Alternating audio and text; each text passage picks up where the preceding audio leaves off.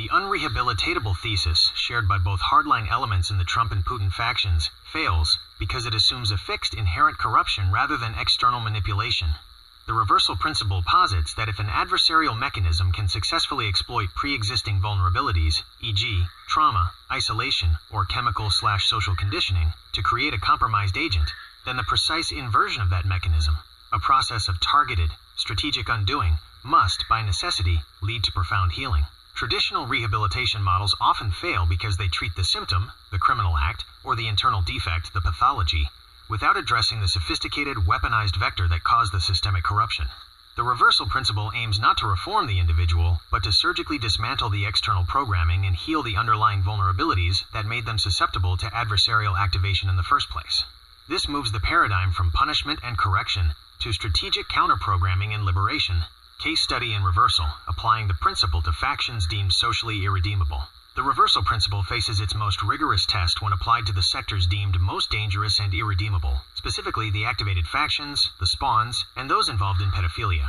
These groups are strategically crucial not because of their moral failing, but because they represent a sector too big to kill off without causing fatal societal fracturing. 1. Working with the compromised/activated. For individuals who were leveraged as tools by the adversarial agenda, the activated, the reversal begins with identifying the specific triggers and psychological vulnerabilities used for control. The healing process involves a high-intensity, controlled environment designed to deconstruct the programmed ideology and replace it with genuine, integrated identity. The ultimate goal is to convert a destabilizing internal asset into a de-radicalized, contributing, and stable citizen, thereby nullifying the enemy's investment. 2.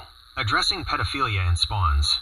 This is the most ethically fraught application, requiring a hard distinction between the individual and the behavior driven by the adversarial vector.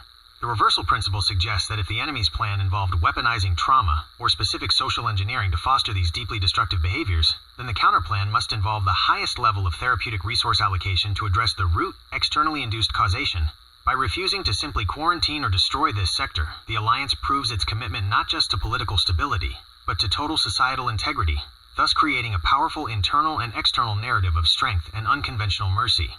The reintegrated spawns and formerly compromised individuals become living proof of the enemy's defeat, measuring transformation, defining the success metrics. Measuring the success of the reversal principle requires abandoning traditional penal metrics, recidivism rates, and adopting metrics focused on social and psychological integration. Deactivation compliance, the measurable cessation of all programmed behaviors and adherence to a new social ethical framework.